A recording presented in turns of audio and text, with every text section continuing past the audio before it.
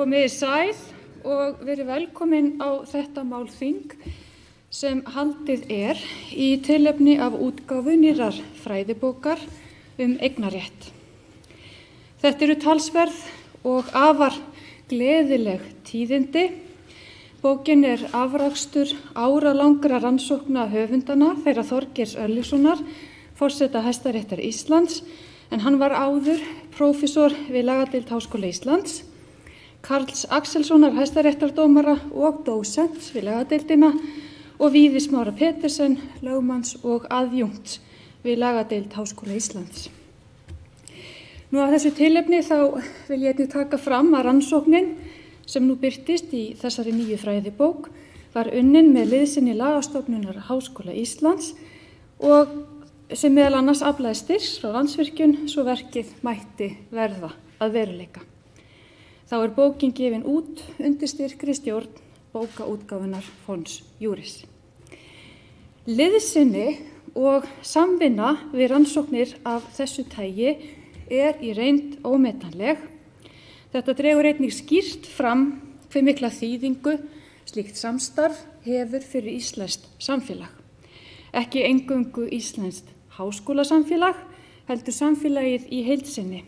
Og það fellur einnig ákaflega vel að því lögbundna hlutverki opinbera háskóla að sinna grundvallarrannsóknum og þekkingaleit sem og að miðla fræðslu til almennings og veita þjóðfélaginu þjónustu í krafti þekkingar sinnar. Því hver á að rannsaka íslenska lögfræði ef ekki íslenskur háskóli. Mér það því mikil ánægja að stýra þessu málþingi hér í dag og að því sögðu verður nú gengið til dagskrár. Og fyrst mun Lára Herborg Ólafsdóttir, lögmaður og fræðilegur ritstjóri Fons Juris kynna stuttlega efni bókarinnar. Gjörðu svo vel.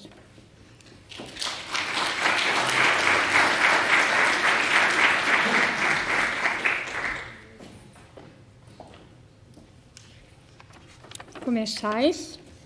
Nú, það mikið ánægjuefni að vera komin hingað að kynna útgáfu bókarinnar Eignarréttur 1 eftir þá Þorgeir, Karl og Víðis Smára.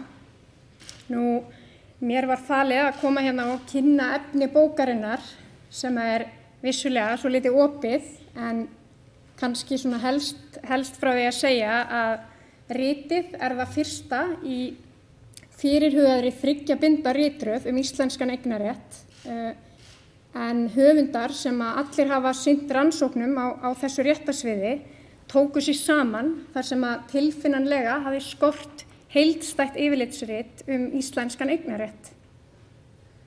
Nú, þetta fyrsta bindi sem við fögnum hérna í dag hugsað sem inngangsfræði eignarréttarins eða eins konar almennur hluti þar sem teknar eru til umfjöllunar reglur sem eru sameiginlegar flestum eignarréttindum og varða grundvallar þætti í íslenskri eignarréttarskipan. Nú, síðari bindin eru þá hugsuð sem hinn sérstaki hluti eignarréttarins.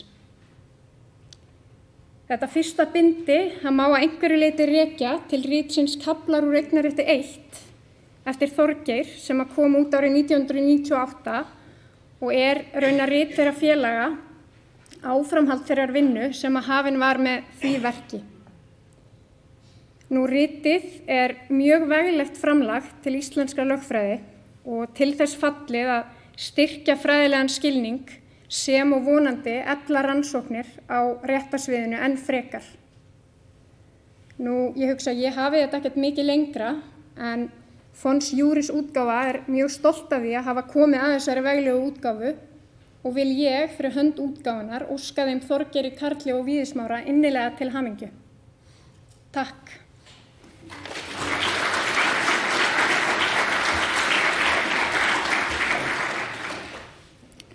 Kæra þakkir. Nú skulum við sjá.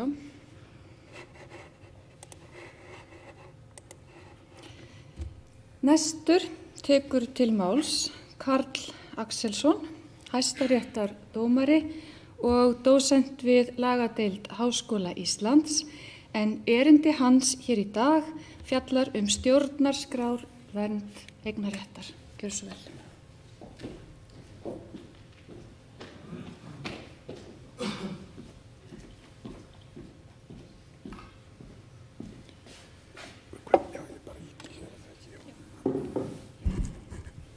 líka ítt hérna upp, sér. Þetta fyrir minni. Já. Nú fundarstjóri og ágætu gestir. Virkilega gaman að sjá okkur all hér í dag að samfagna okkur á þessum tímamótum. Ég ætla að vera með það sem myndi kalla stutt innslag í dag og kalla það fáeina fróðleiksmóla stjórnarskrárvernd eignarréttar. Ég sæki þessa móla í grein sem við Þorgeir Örlygsson erum að birta í ritgerðasafni sem að koma út í tilefni af 100 ára afmæli Hæstaréttar í næstu viku, 16. febrúar. Grein sem heitir Eignarréttur í aldarspegli og ein af 18 greinum 22 höfunda sem birtist í þeirri bók. Þannig að þeir sem að kynna að fá frekari áhuga á því efni sem ég að miðla hér í dag, þeir vita þá að þessari góðu bók sem væntanleg. Það sem að ég ætlaði kannski að erinda við ykkur er það að spyrja þeirra spurningar inn í hvaða eignarréttarskipan stjórnarskrár ákvæði eignarréttarvernd 1874 kom. Fyrstu stjórnskipulegu fyrirmæli eignarrétt voru í 50. grein þeirra stjórnarskrár sem að konungur færði okkur það sumar við þegar minnst var 1000 ára Íslandsbyggðar.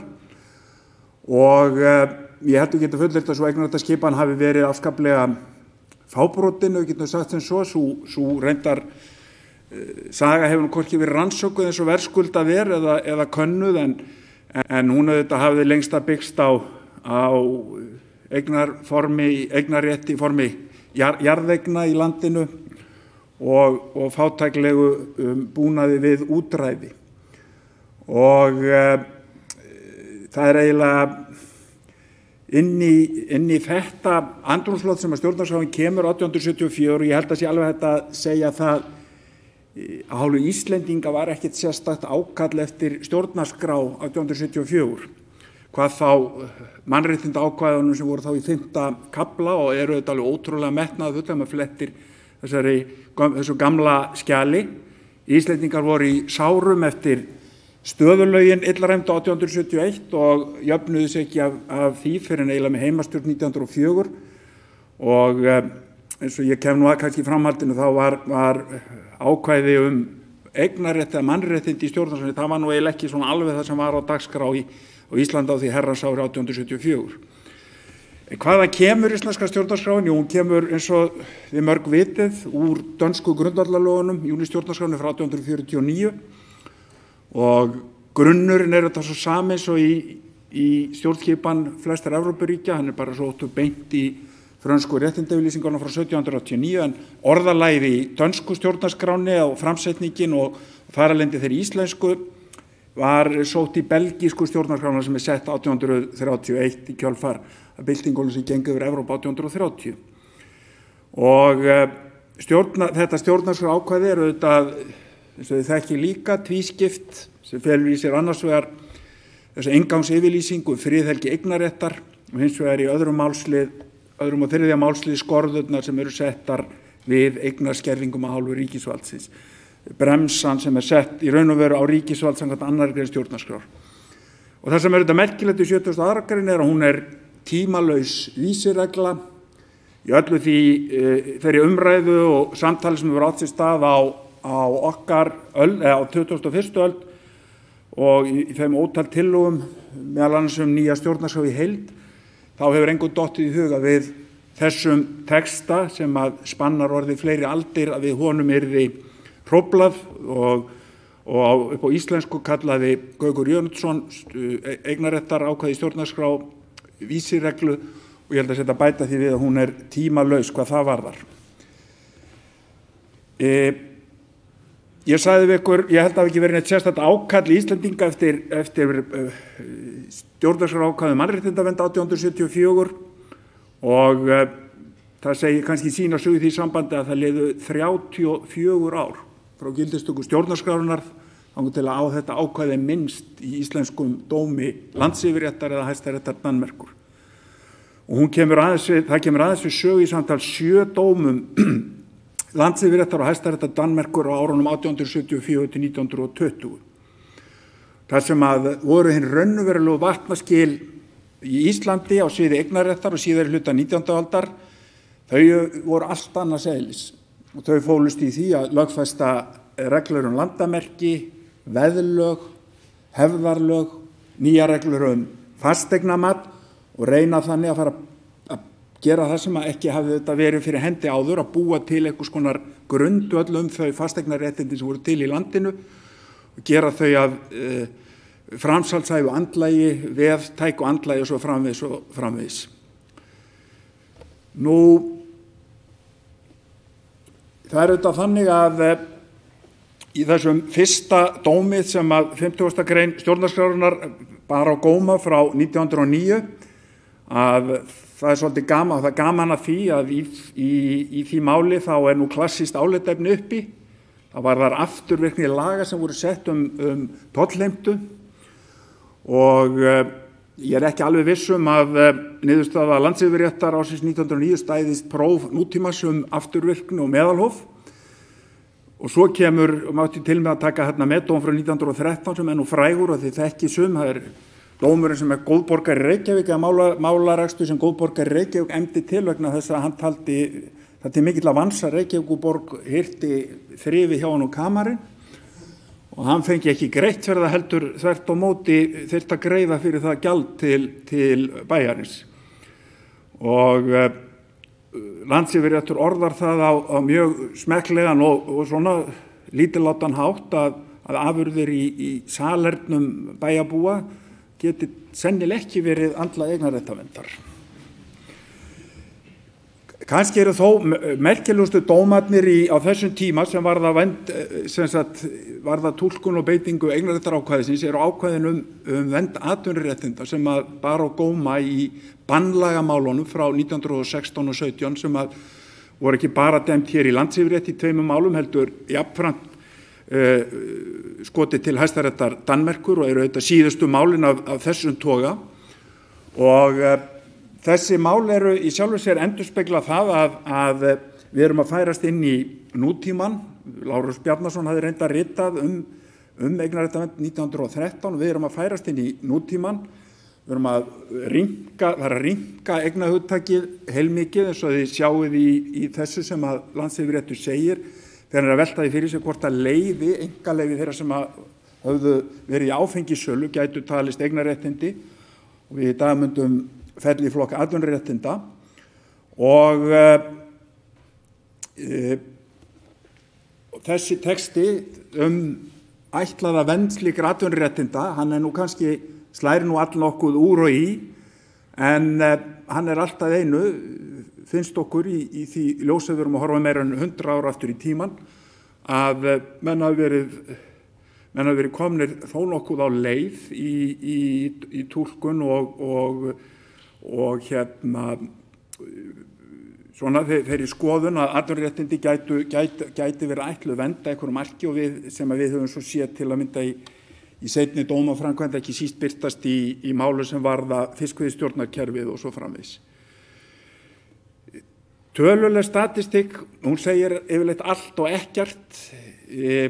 63. grein stjórnarskrárinnar á árunum 1920 til 1944 tilvísanir í forsendum dóma Hæstaréttar eða í héraðsdómum sem eru staðfestir með vísandi forsendna eru einungis 3 ár. Stjórnarskrárvernd eignarréttar kemur 3 fyrir í niðurstöðum sem sagt Hæstaréttar á þessu 44 ára tímabili. Svo fer nú klárin að gefa í því að á árunum 44 eftir tilkomu lýðveldisstjórnarskrárinnar 44 til 95 þá kemur greinin við sögu, það byggt á henni 133 málum en hún kemur beinlínis fyrir forsendum Hæstaréttar eða staðfestum héraðsdómum í 62 málum. Og enn eykst þetta nú frá 1995 með núgildandi 72. grein. Henni er telt fram í 638 málum og hún kemur fyrir í forsendum dóma Hæstaréttar eða héraðsdómur sem eru staðfestir með vísandi forsenda það eru í 180 málum. og þegar maður sér þessar tölur og horfir í þennan veruleika þá minnist maður frásagna frá 7. eða 8. áratug síðustu aldar þegar roskni dómarar eða svona þar sem manni finnst nú ekki roski í dag en áliti roskna þá, dómarar Hæstaréttar sögðu yngri menn í stétt lögmanna, hvað blessaði maðurinn alltaf að tala þessa stjórnarskrá. En þetta hefur sem sagt breyst. Þannig að einhver heildarstatistikk þetta að frá 1920 þá hefur eignarréttarákvæði stjórnarskrárinnar komið í sögu í það bil 774 málum og niðurstöður Hæstaréttar beinlínis eða í gegnum staðfesta héraðsdóma eru 245 mál. Við tókum hér saman til að sýna ykkur þessa 13 dóma Hæstaréttar þar sem talið hefur verið að brotið hafi verið með lagasetning í bága við 72. grein stjórnarskrár. Þetta oftar í tilvik eignarréttarverndarinnar en nokkurs annars ákvæðis í mannréttindakafla stjórnarskrárinnar og kannski eðlilegt því ég hygg að ekkert annað ákvæði komist nálægt því að vera jafn ofta á dagskrá. Þannig að þetta eru þessi 13 dómar þar sem þetta hefur beinlínis verið að ræða. Að löggjan hafi verið talin brjóti í bága með lagasetningu og það svolítið skuggalegt og við máum oft velti fyrir okkur hvort að við séum þessi mikið sleifarlag á hálfu Íslendinga við lagasetningu í ljósi þess að þessi tala þetta miklu fleiri tilvik í íslenskri réttarframkvæmd heldur en til dæmis danskri sem við berum okkur oft saman við. Hvað hefur svo gerst á þessum 100 árum? Það er þetta útilokað í því sem við getum kallað örfyrirlestri eins og hér í dag að gera því nokkuð tæmandi skil. Það er þetta ljóst að viðfangsefnin hafa breyst í margt og þetta breyst samfara þeirri gjörbreytingu sem eru orðað okkar samfélagi og samfélagsháttum og við höfum þetta líka orðið fyrir áhrifum af þeim alþjóðaskuldbindingu sem við höfum undirgengist á þessum tíma og sem meðal annars hafa fælist í því sem að íslenski fræðimenn sem þetta hafa fjallað hafa nú verið einhug að hugtakið eign í skilningi stjórnarskrár okkar hafi sýnilega ringað fyrir áhrif frá 1. samningsviðauka mannréttindasáttmála Evrópu og það er nú svona í þeirri málahrinu sem þar dynur á Íslandi þá er það nú sagt að nokkru stolti að það bæri eitt áfelli í eignarréttarmáli í Strasbourg og það er í þessu máli Kjartans Ásmundssonar frá 2004 þar sem að Mannréttindadómstóllinn taldi í raun og veru með dómi Hæstaréttar hefði brotið á réttindum þessa rétthafa í lífeyrissjóði sem var vegna aðhalds eða samdráttar að gera sviptur lífeyrisréttindum sem hann hafði notið að fullu áður. Í greinin okkar Þorgeirs þá beinum við, svo ég haldi nú áfram að vísi hana, þá veljum okkur eins og er 3 svið þar sem að við getum sagt að við sjáum sannarlega fingraför Hæstaréttar á því að móta þetta réttarsvið á þessum 100 árum og þar með móta auðvitað afkomu og útfærslu stjórnarskrárinnar að 3 sviðum sem við ákváðum að velja og skoða. Og þetta eru í fyrsta lagi það sem nú þeim sem hér stendur hugleiknar flest annað.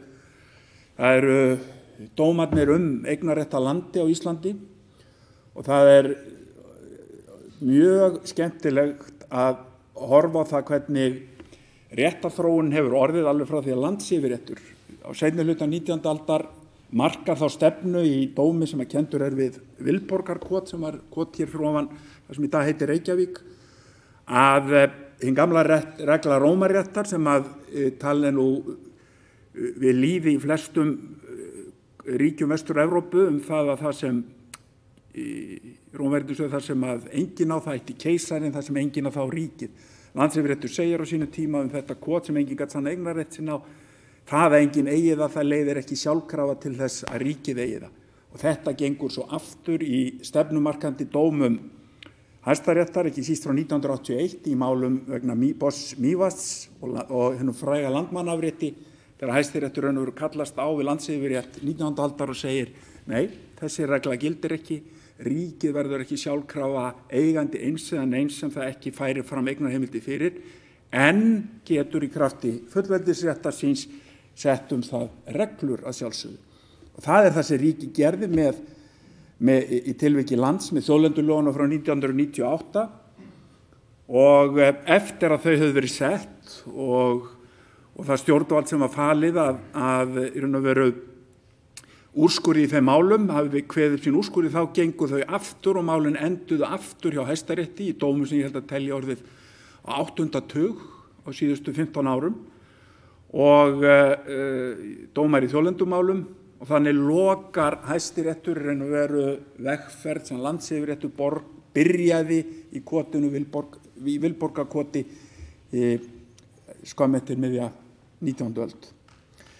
Nú annað svið sem við fjöllum þarna líka sem gaman að nefna, þetta afskaplega áhugavert og það kallar svolítið á við bannlæga dóma Landsyfirréttar sem ég nefndi áðan. Það auðvitað dóma sem var gengið frá með árinu 1998 kannski fyrst og fremst inntak fiskveiðiréttinda og þriðja dæmið sem við tökum í þessum skrifum okkar og það, kannski tökum það í og með vegna þess að þar teljum við mannréttindasáttmála Evrópu vera nálægan og það svona þróun sem við sjáum kannski sérstaklega síðustu 2 áratugi við mat á skilyrðum og framkvæmd eignarnáms. Það sem að augljós fingraför Hæstaréttar á því að móta þær kröfur sem að gerðar eru til þessara grundvallar eignaskerðinga sem að 2. málslið 1. málsgreinar 72. greinar stjórnarskrár nú fyrst og fremst settur vegna. Nú þetta það sem ég vildi eiga erindi við ykkur í dag. Þið lesið reyndar ekkert þetta sérstaklega eða litlu leyti í bókin okkar en það ótalmargt þar sem ég vona að þið hafi bæði gagn og gaman af og segi takk fyrir mig.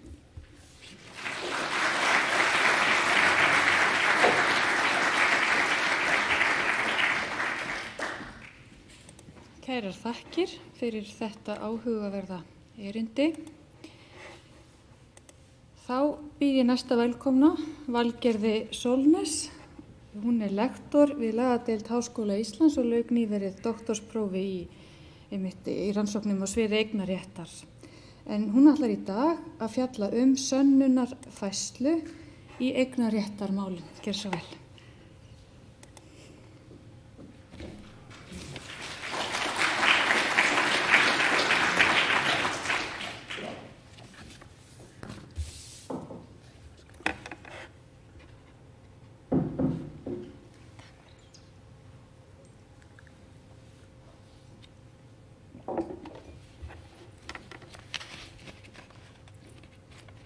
Ágæti fundarstjóri, frummælendur og gestir. Ég þakka Karli fyrir skemmtilega framsögu og hlakka til að hlýða á Víði hérna á eftir. Ég vil auðvitað byrja á að óska höfundum Eignarréttar 1 hjartanlega til hamingju með útgáfuna. Þessa rits hefur lengi verið beðið. Ritið í fyrsta sinn lagt til grundvallar í kennslu hérna við lagadeildina í vetur og ég tel óhætt að fullyrða að útgáfa þessa rits sé til þess fallin að bylta allri eignarréttarkennslu auk þess að veita betri aðgang að fræðigreininni og skapa þannig tækifæri á þessu réttarsviði fyrir nemendur, fyrir fræðimenn, fyrir lögmenn og fyrir aðra lögfræðinga. Þorgeir, Karl og Víðir, þau geta verið mjög stoltir af þessu verki og þar fyrir utan síðan mjög gaman að fylgjast með þessari kröftugu útgáfu starfsemi á vettvangi Fons Juris þessar mundir. Þannig að það vel. Í dag þá langaði mig að fjalla lítillega sönnunarfærsluna í eignarréttarmálum.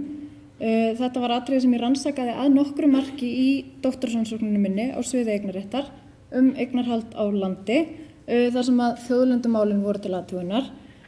En af þeirri rannsókn gat ég dregið nokkrar almennari ályktanir ákveðnar grundvallarreglur í eignarrétti sem að eiga sér víðtækari skírskotun og eiga í raun og veru erindi við sérhvert eignarréttarmál þar sem menn leitast við að færa sönnur á eignarrétt sinn. Staðreyndin auðvitað sú að íslenskir dómstólar hafa beitt þessum reglum, leynt og ljóst, án þess þó að þær hafi jafnframt verið fjallað íkja mikið á fræðilegan og meðvitaðan hátt hér á landi.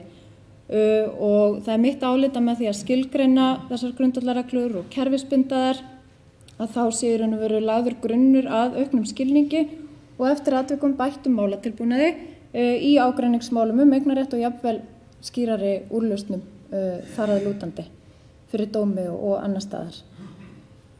Fyrst ætla ég að fá að segja ykkur frá meginreglu í eignarrétti sem nefnist numerus clausus reglan. Segjum að sú regla setji eignarréttindum skorður gagnvart annars konar réttindum. Því næst ætla ég að leiða ykkur í gegnum helstu reglurnar sem á reynir þegar færðar eru sönnur á eignarréttindi. Þetta eru einkum réttarfarsreglur, reglan að sá sem telji til eignarréttar skuli færa fram heimildir fyrir þeim rétti sínum og reglan sem á latínu nefnist nemo dat reglan að menn get ekki afsalað sér meiri rétti en þeir sjálfir áttu. Að síðustu þá langaði mig að setja þessar reglur í samhengi við nýleg dæmi úr samfélaginu þannig að við sjáum örlítið þessa hagnýtu þýðingu þessara regluna. Í eignarrétti þá til regla, við byrjum á numerus clausus reglunni og þessi regla hún þekkist í rétti margra ríkja og í henni felst tvennt. Annars vegar að þá tengist reglan þeim heimildum sem í eignarrétti felast. Þannig takmarkar reglan tegundir eignarréttinda sem í íslenskum rétti eru beinni eignarréttur og ýmsar tegundir óbeinna eignarréttinda. Reglan takmarkar einnig þær heimildir sem geta falist í eignarréttinum hverju sinni.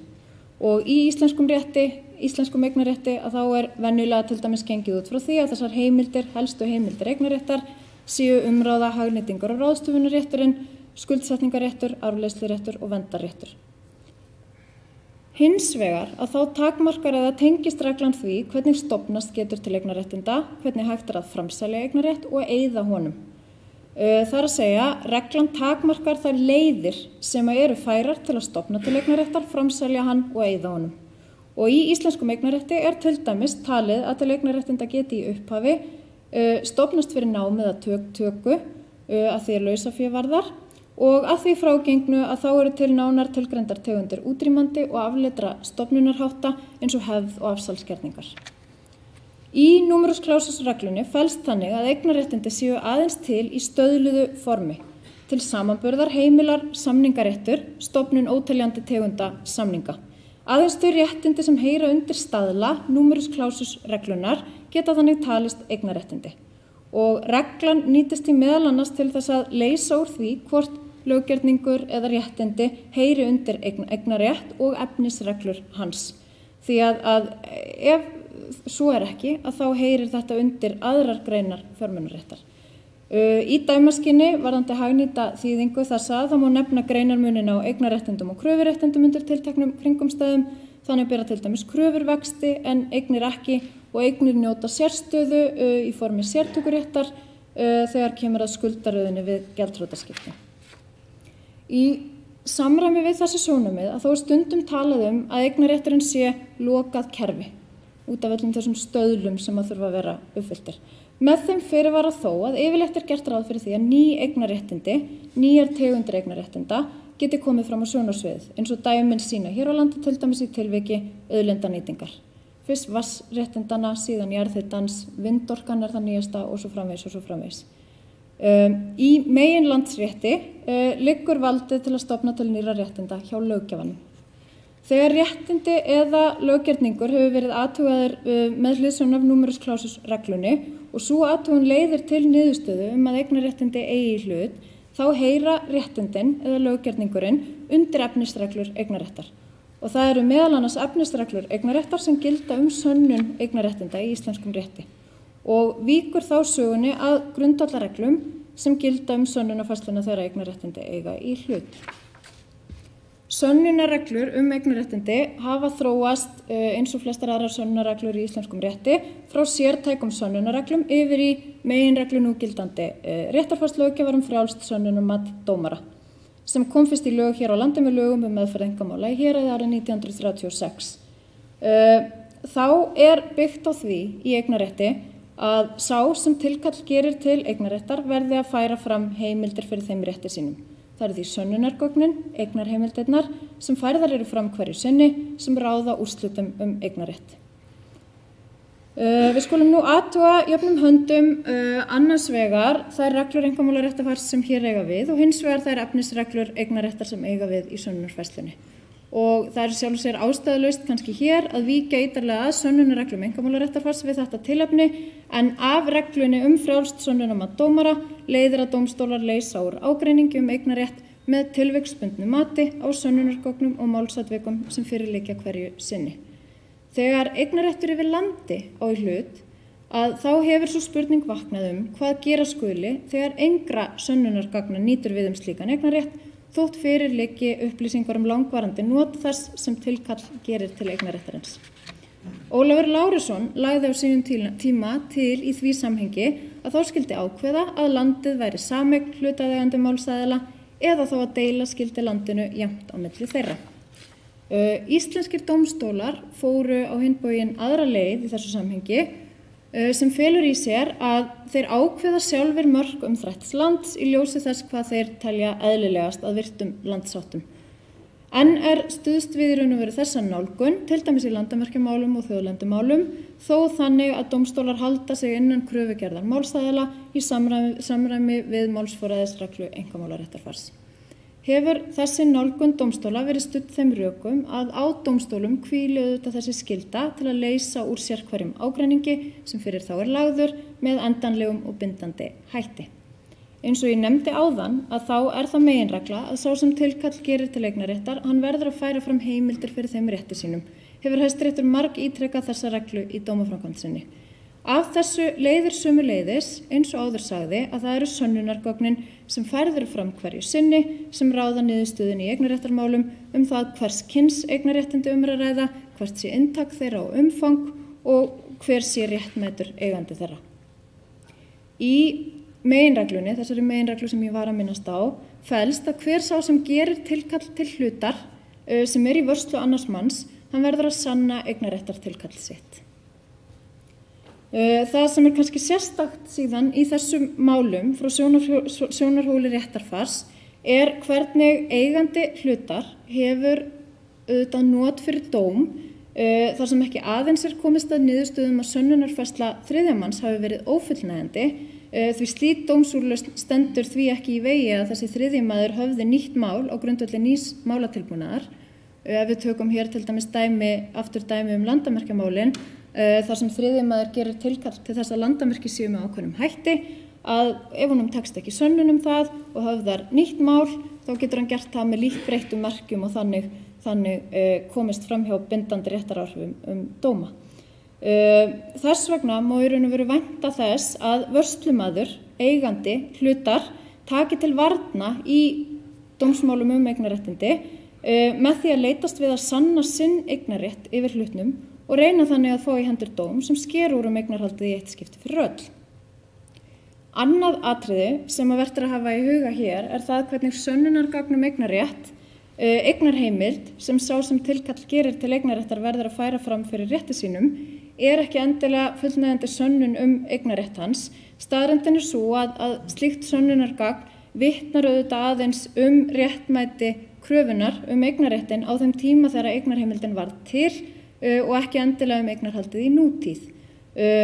Því eðlilegt að sá sem tekur til varna í eignarréttarmáli, ætlaður eigandi, hann færi fram heimildir sem vitni þá síðari atburði ef þeim fyrr að fara, sem kunna þá hafa breytt réttarstöðunni frá því sem samkvæmt því sem þriðji maður heldur fram, sem að gerir tilkall til hlutarins. Af þessum ástæðum, af þessu eðli verður það í raun og veru þannig að það að vissu liti ómögulegt að komast að endanlegri og bindandi niðurstöðu eignarhald til allrar framtíðar á grundvelli samnings með dómi eða á annan hátt þar sem byggt á skriflegum sönnunargögnum því síðari atvik geta haft áhrif á eða breytt réttarstöðunni varðandi eignarhaldið frá því sem var. Hér í dag langaði mig síðan næst að fjalla lítillega aðra grundvallarreglu sem gildir sönnunarfærsluna í eignarréttarmálum. Reglan felur það í sér að menn geti ekki afsalað meiri rétti en þeir áttu sjálfir. Þessi regla nefnist á latínu nemo dat quod non habet eða að menn geti ekki gefið það sem þeir ekki eiga sjálfir. Traustfangsreglur geta reyndar gengið framar þessari reglu en ég ætla ekki að fara nánar út í þá sálma hér í dag. Nemo dat-reglan, hún þekkist í eignarrétti flestra ríkja, þar á meðal í norrænum rétti og í íslenskum rétti hefur þessi regla verið mjög áberandi í landamerkjamálum, í þjóðlendumálunum og á hana hefur reyndar reynt í málum af margvíslegum toga. Í dómi sínum í máli númer 222 frá 2014 sem þið sjáu þarna á glærunni að þar taldi Hæstiréttur að sú regla hefði gilt hér á landi allt frá því gildi tóku í núverandi mynd reglur þinglýsingar og réttaráhrif þeirra að menn gætu ekki með einhliða ráðstöfun og þinglestri landamerkjaskrár aukið við rétt sinn umfram það sem áður hefði verið ákveðið með skírskotun til dóms Hæstaréttar sem birtur var í dómasafni réttarins árið 1967 á blaðsíðu 916 og hefur verið kenndur við Reyðarvatn. Nemo dat-reglan hefur þannig þýðingar miklu hlutverki að gegna við úrlausnum sönnunargildi einstakra sönnunargagna, eignarheimilda og í dómaframkvæmd hefur það einkum átt við sönnunargildi landamerkjabréfa en einnig afsalsgerninga og annars konar samninga. Og gaumgæfa þarf þá hverju sinni hvort menn hafi með hlutaðeigandi sönnunargagni auki við rétt sinn umfram það sem þeim bar.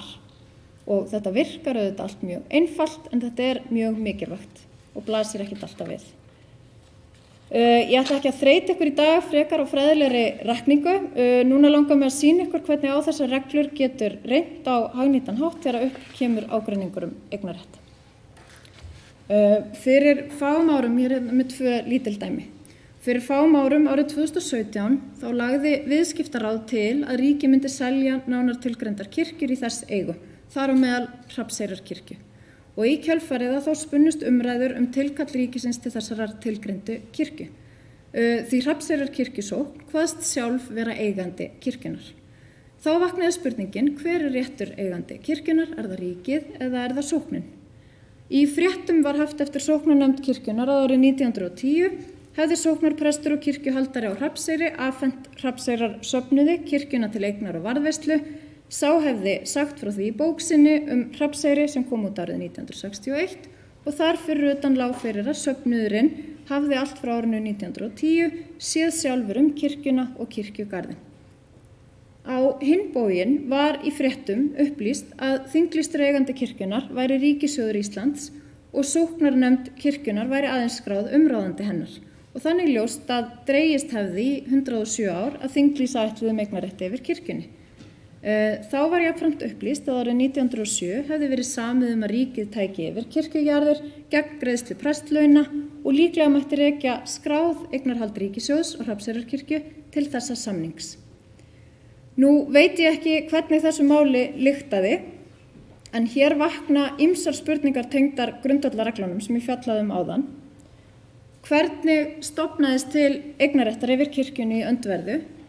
Numerus clausus-reglan áskilur að það hafi gerst á viðurkenndan hátt. Var framsal kirkjunnar til ríkisins 1907 lögmætt? Var það í samræmi við numerus clausus-regluna? Var sóknarpresturinn bær til þess að afsala kirkjunni til sóknarinnar 1910? Var afsalsgerningurinn í samræmi við Nemo dat-regluna?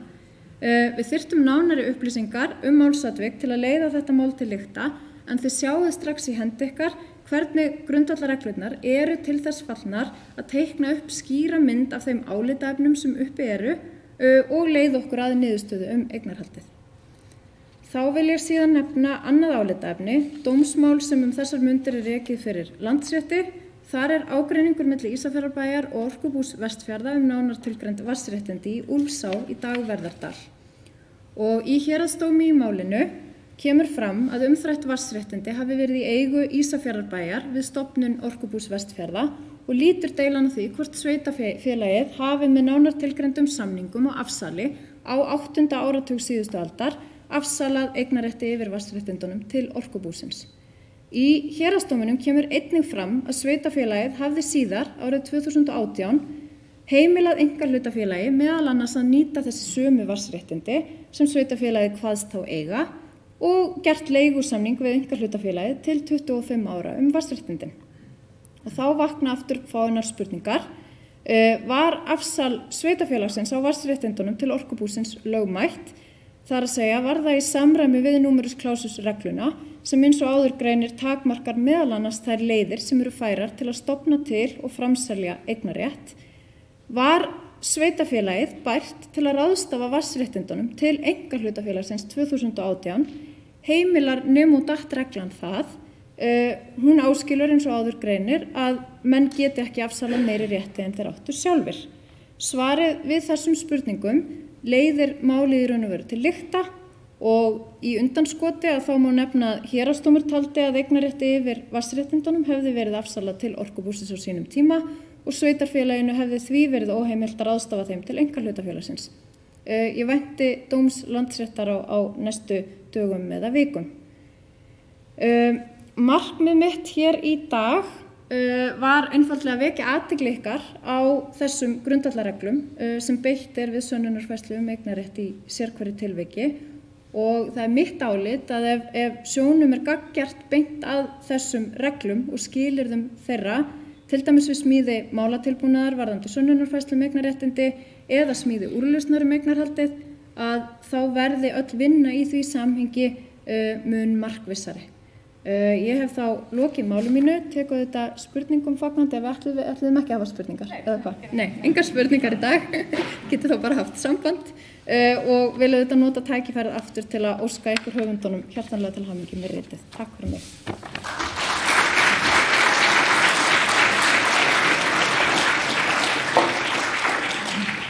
Kærar þakkir. Nei, við ætlum einmitt að hafa akademískt samtal bara eftir ráðstefnuna frammi undir veitingum. En þá er næstur á dagskrá, það er Víðir Smári Petersen, lögmaður og aðjúnkt við lagadeild Háskóla Íslands. Þetta er síðasti erindi hér í dag og hann ætlar að fjalla sérstöðu vatnsréttinda með hliðsjón af nýlegri dómaframkvæmd. Gjörðu svo vel.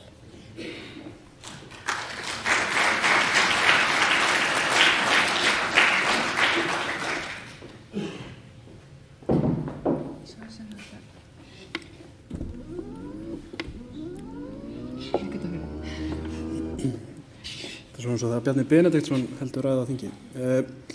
Ágætu fundagestur og fundastjóri. Ég vil þakka Karli og Valgerði fyrir þetta mjög fróðleg erindi og óháð útkomu þessara bókar. Það eru þetta mjög gaman að fylgjast með það er mikið gróska í fræðaskrifum og svo við eignarréttar almennt og þetta sýnir sig í þeirra erindum að það er ennþá verið að spyrja mjög mikilvægara svona grundvallar spurninga eignarrétt. En ég ætlaði að fjalla þá sérstöðu vatnsréttinda með hliðsjón af nýlegri dómaframkvæmd. Það var fallið mjög áhugaverðir dómar svona síðustu 12 ár á þessu sviði, þessu réttarsviði, ef við köllum vatnsrétt, einhvers konar réttarsvið. Og það er þetta vatnsréttindi eru eina fasteignaréttindunum, getum við sagt, að sá sem á land eða jörð, að því fylgir þetta ákveðin eignarréttur til viðbóta við landi, það er réttur til þess að veiða fisk og veiða dýr, nýta auðlindir og svo framvegis, að uppfylltum skilyrðum og leyfum. Og vatnsréttindi eru þetta mjög verðmæt fasteignaréttindi. Þau er þetta að nota vatn til þess að búa til rafmagn og þess vegna er þetta verðmætt og eins og ég mun fjalla á eftir að þá gilda sérsjónamið til dæmis það hvernig á að verðleggja vatnsréttindi. Og ef við byrjum á grunninum, og þá er þetta vatnalögin, þau tóku gildi 1. janúar 1924 og þau eru þá að verða 100 ára núna eftir 4 ár og það er þetta gaman að skoða forsöguna að baki vatnalögunum. Þetta er mjög metnaðarfull lagasmíð. Eins og ég segi þarna, vandaður undirbúningur á lögunum. Það er skipuð nefnd sem að gekk undir nafninu Fossanefnd og hún hittist á 127 fundum áður en að hún skiptist síðan í minni og meirihluta og þá voru síðan 2 frumvörp sem voru skrifuð eftir þessa vinnu. Annars er frumvarp meirihluta Fossanefndar og síðan frumvarp minnihluta Fossanefndar og það eru svona deilur það, ég ætla nú ekki að leysa þá deilu það hvor hlutin hafi sigrað, hvort það væri meirihlutin eða minnihlutin, við förum kannski aðeins yfir þá eftir.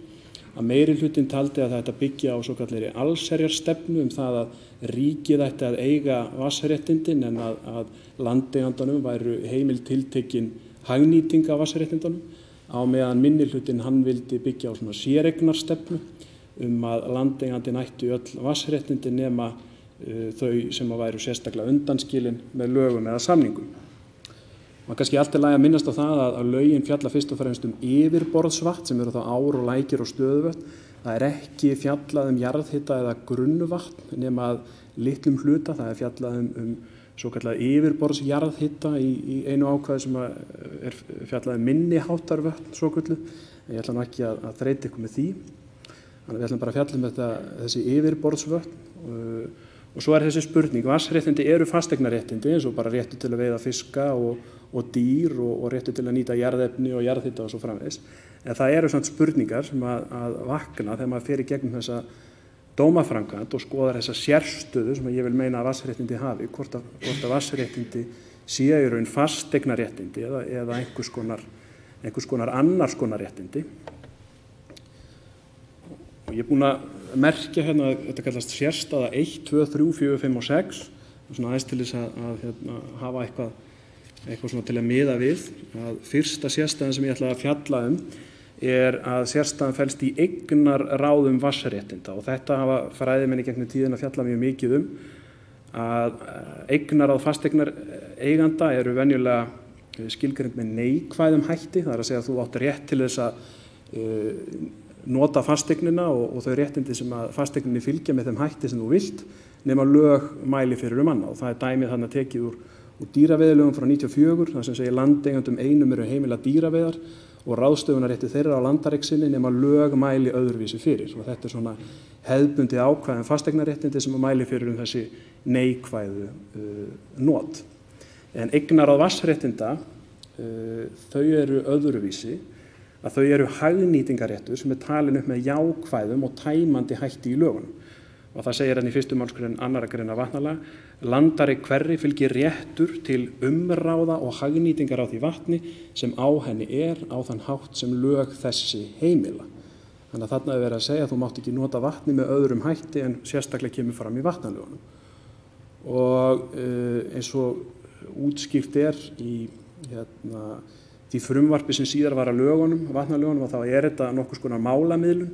Þarna byggt á því að þú átt ekki öll vatnsréttindi, þú átt ekki vatnið sjálft en þú ferð með tilteknar hagnýtingarheimildir. En þessar hagnýtingarheimildir, þær allra mikilvægustu og þess vegna voðalega erfitt að sjá fyrir sig kannski að þessi eignarréttur sé eitthvað minni heldur en í öðrum tilvikum en það samt möguleiki eins og ég mun fjalla á eftir. Að hagnýting vatns, hún talin upp með þessum tæmandi hætti í 10. grein vatnalaga, það að segja að þú mátt nota vatnið til heimilisþarfa, búsþarfa, þú mátt nota það til atvinnurekstrar á landareigninni, annars en búrekstrar, þú mátt nota vatnið til áveituþarfar og svo orkuþarfar. Og það þessi síðasti sem þessi verðmætasta hagnýting en það fer eftir hvernig menn horfa á þetta mikilvægt að geta nota vatnið til heimilisþarfa, til bara drykkjar og annars. En orkuþörfin er kannski það sem þú getur fengið mesta pening fyrir. Og eins og ég nefndi áðan að þá eru ákveðnar undantekningarreglur sem gilda þessi minniháttarvötn sem ég ætla ekki að fara yfir. Og þá spurningin hver á vatnsréttindi sem falla utan 10. grein vatnalaga. Og Ólafur Lárusson byggði því í gamla daga, getum við sagt, að ríkið ætti þessi vatnsréttindi. En ég vil meina það að þessi vatnsréttindi sem ekki talin þarna upp séu eigendalaus. Með þá sömu rökum og Karl var að fara yfir hér áðan að ef það ekki mælt fyrir sérstaklega eignarhald ríkisins þá á ríkið ekki viðkomandi réttindi eða viðkomandi land. Þannig að þau vatnsréttindi sem ekki eru talin upp í lögunum sem kannski erfitt að ná utan hvernig þú getur nýtt vatni með öðrum hætti að þau að mínu mati að minnsta kosti eigendalaus. Svo sérstaða númer 2, það þá aðskilnaður vatnsréttinda.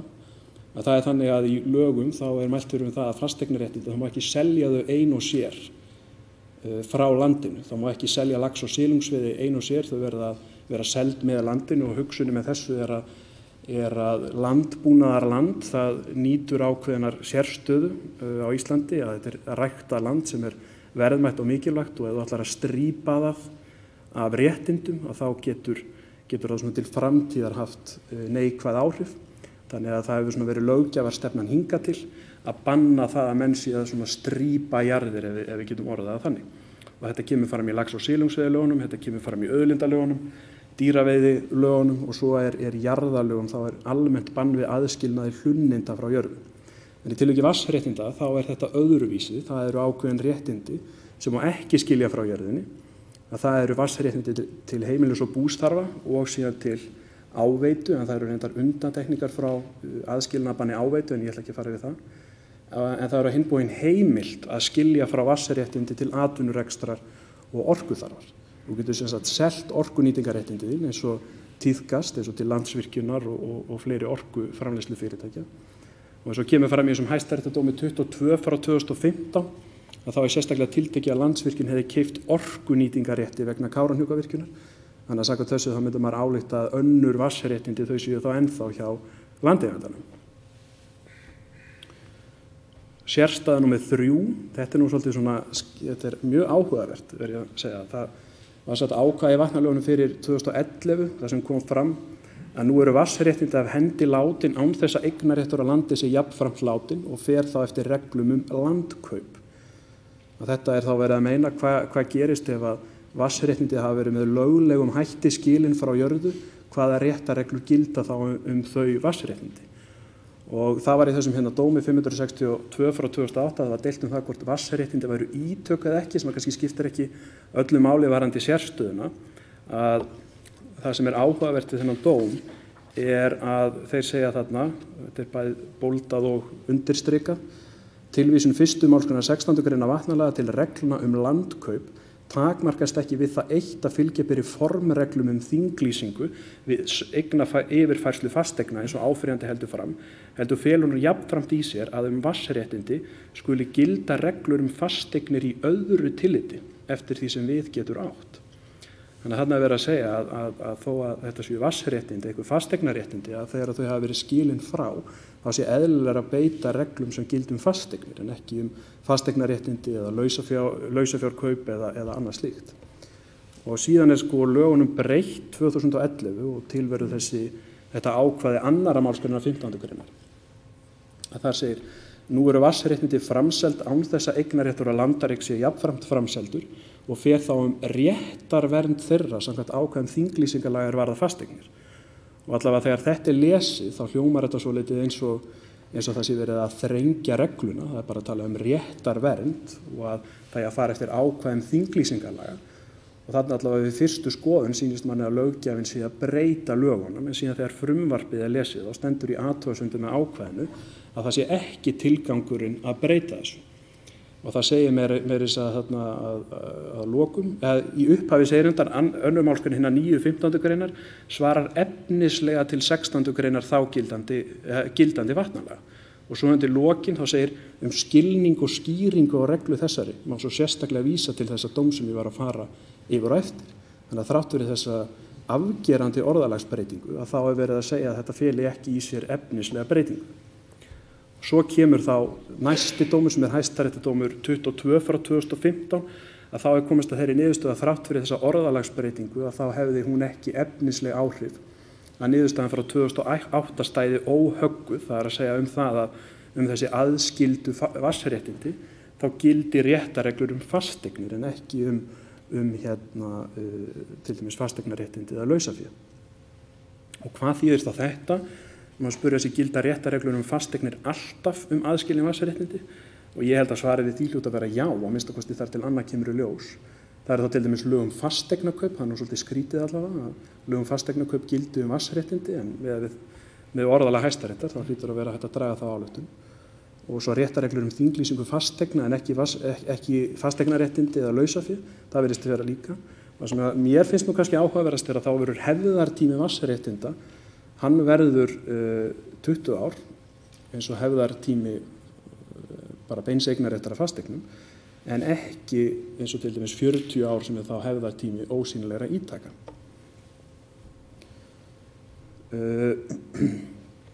Svo er sérstaða 4 ef við getum orðað það svo að vatnsréttindi teljast ekki til ítaka eða hlunninda Þess að vatnsréttindi ekki ítak, ég ætla nú ekki kannski þreyti ykkur með því að fara við hvað ítak þýðir, en þetta allavega kannski svona skiljanlegra að hugtaki hlunnindi, það að segja í þessum dómi Hæstaréttar frá 2016, það komast að þeirri niðurstöðu að vatnsréttindi séu ekki heldur hlunnindi. Að þau séu það ekki í skilningi landskiptalaga og það nú kannski svona mörguleiti skiljanleg niðurstaða og mjög eðlileg að landskiptalögin það eru sér ákvæði landskipti vegna vatnsréttinda og það segir Hæstaréttur vegna þessara lagaákvæða sem koma fram í landskiptalögum standa þannig líkur gegn því að hugtaki hlunnindi geti í samningi landskipti að réttulagi talist á nánari tilgreining að taka til vatnsréttinda og verður slík merking þess heldur ekki ótvírætt leidd af almennri málvenju. Og það er kannski þessi seinni partur sem er áhugaverður að það er verið að segja að vatnsréttindi séu ekki hlunnindi, allavega ekki ótvírætt samkvæmt almennri málvenju. En það má kannski þetta ekki draga og víðtækar ályktanir af þessum dómi einum og sér að ég allavega vil meina það að það sé ekki endilega þannig að vatnsréttindi geti aldrei talist til hlunninda, að það geti farið eftir atvikum og viðeigandi lagaumhverfi. Að ég skrifaði, aftur kannski minnast á það upphafi, að þetta erindi nú unnið upp úr grein sem ég skrifaði og birtist í Úljóti í fyrra og ég fer svona aðeins betur yfir það í greininni í hvaða tilvikum þetta gæti talist til hlunninda. Til dæmis vatnsréttindi myndu klárlega teljast til hlunninda samkvæmt jarðalögum að mínu mati, en eins og ég segi þetta fer þá eftir atvikum og aðstæðum hverju sinni. Þá er það 5. sérstæðan að það er eignarréttarvernd vatnsréttinda. Og þá er spurningin, tekur eignarréttarverndi til efnisins vatns. Það er að segja, ef það er einhver sem tekur H2O af landareigninni, áttu þá rétt á bótum sem eru þá eins og fyrir efnistöku, ef það er efnistaka á landi, ef að vegagerðin er að taka efni úr landiðinu til þess að búa til vegi, að þá átt þú rétt á bótum fyrir efnistökuna sjálfa, en svarið við þessu er nefnilega nei. Þú átt ekki H2O, þú átt rétt til þess að nýta þér H2O með tilteknum hætti sem er talin upp í vatnalögunum. Og þetta kemur fram í dómi Hæstaréttar frá 2009 þar sem sagði að vatn væri ekki eign tiltekins manns sem slíkt en að tilteknar nýtingarheimildir vatnsins gætu verið háðar eignarrétti. Og þetta þá eins og ég var að minnast á öfugtu til dæmis námur þar sem landeigandi fær greitt sérstaklega fyrir efnistöku. Það sem er kannski áhugavert við þetta og er svona vangavelta sem ég hef velti svo aðeins fyrir mér. Það eru fyrirtæki sem starfa við það að taka vatn og tappa það og selja okkur í plastflöskum.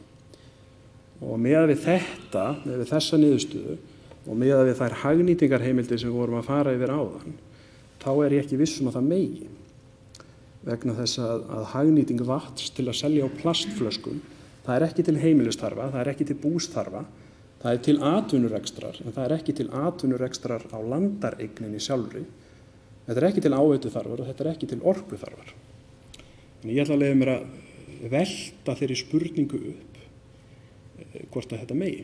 Og ég allavega hef ekki fundið rök fyrir því að þetta sé heimil nýting samkvæmt vatnalögum. Ég vona að sé engir fjárfestar að taka andköf.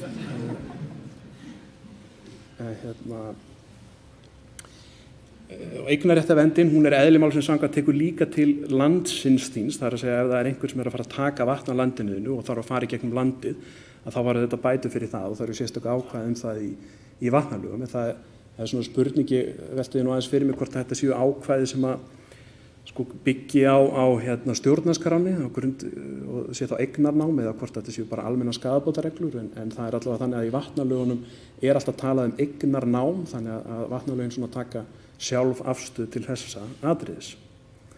Og svo er þetta hagnýtingarrétturinn sjálfur, það er að segja að þú getur ekki nota vatnið lengur til orkuþarfa eða annarra þarfa, að þá er það auðvitað bótaskyld eignaskerðing samkvæmt 72. grein eins og kemur fram í þessum dómi að þar kemur fram að vatnsréttindi séu þáttur í eignarrétti landeiganda sem verndar nýtur samkvæmt 72. grein stjórnarskrárinnar og skulu samkvæmt í bætur greiddar ef réttindin eru skert. Þannig að þetta er svona eignarréttavernd vatnsréttinda í hnotskurn.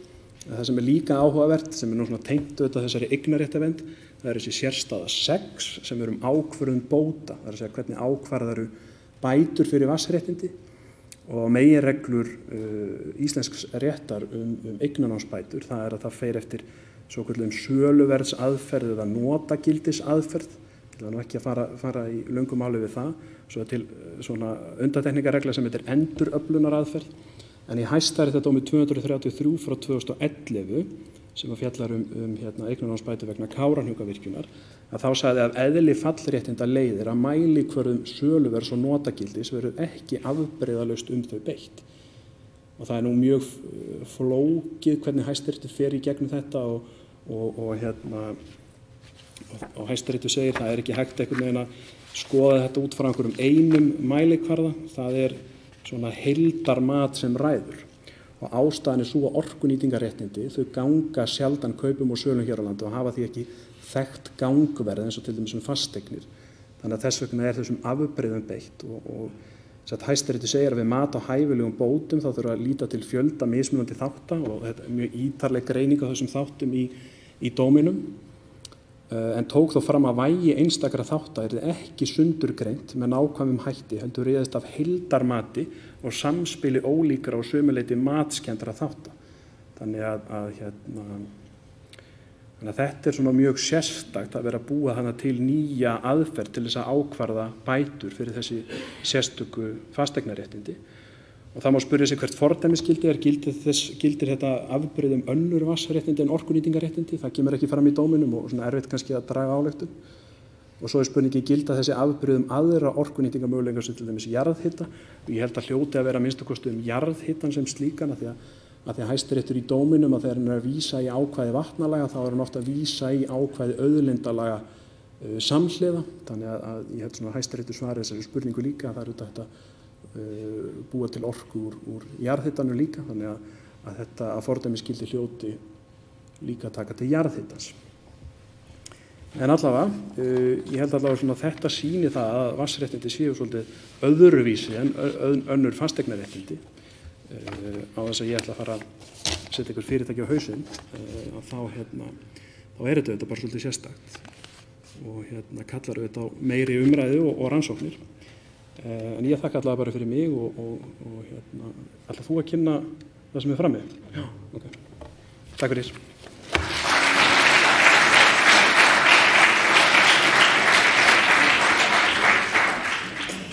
Kærar þakkir og aðeins minni. Ég vil þakka framsögumönnum fyrir afar áhugaverð erindi og höfundum óska ég sérstaklega til hamingju með þetta nýja rit. En nú formlegri dagskrá lokið. Ég vil nýta þetta tækifæri og þakka ykkur líka hér sem hlýddu í dag og þeim sem nýttu sér tæknina og fylgdust með á netinu.